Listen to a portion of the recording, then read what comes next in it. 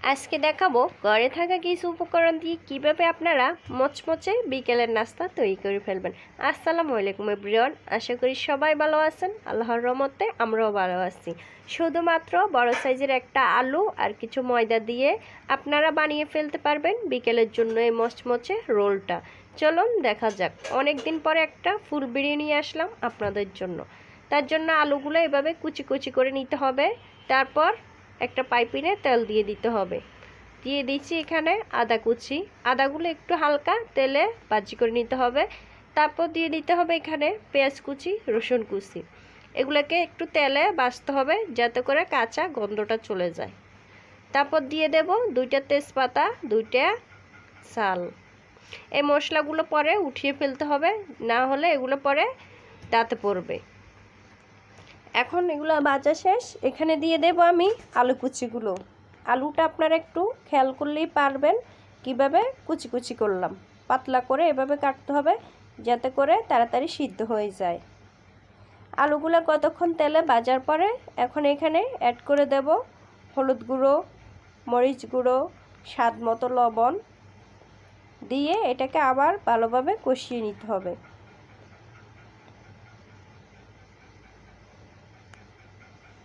এখন আমি অ্যাড করে দেব আমার ঘরে থাকা কিছু গরুর মাংসের মশলা ছিল, সেখান থেকে কিছুটা মশলা আমি এখানে অ্যাড করে দেব।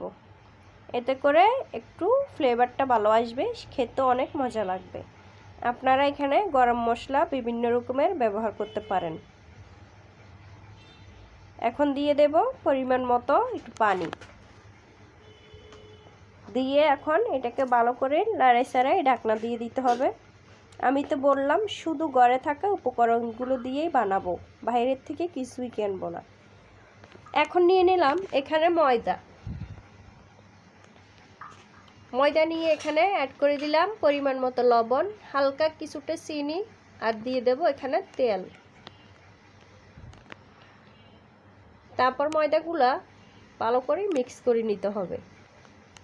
তারপর হালকা গরম পানি দিয়ে এই ডোটা সুন্দর করে তৈরি করে নিতে হবে।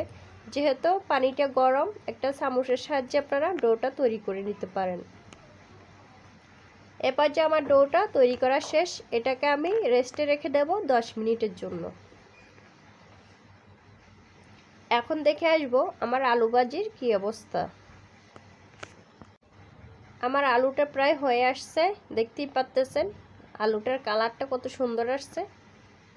আলুগুলো আমি একটা খুন্তির সাহায্যে ভেঙে ভেঙে ভালো করে মিক্স করে দিলাম।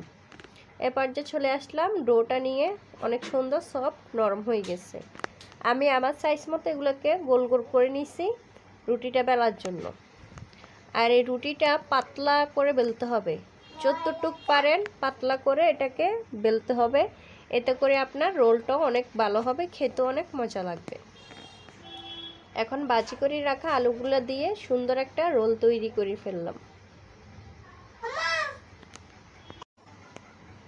পরপর আমি সবগুলো রোল এভাবেই সুন্দর করে তৈরি করে নেব। দেখতেই পাচ্ছেন খুবই সুন্দর হয়েছে মাশাআল্লাহ। এবার যে আমার সবগুলো রোল তৈরি করা শেষ। এখন আমি নিয়ে নেব কিছুটা বিস্কুট গুঁড়া করে আমি এখানে নিয়ে নেব।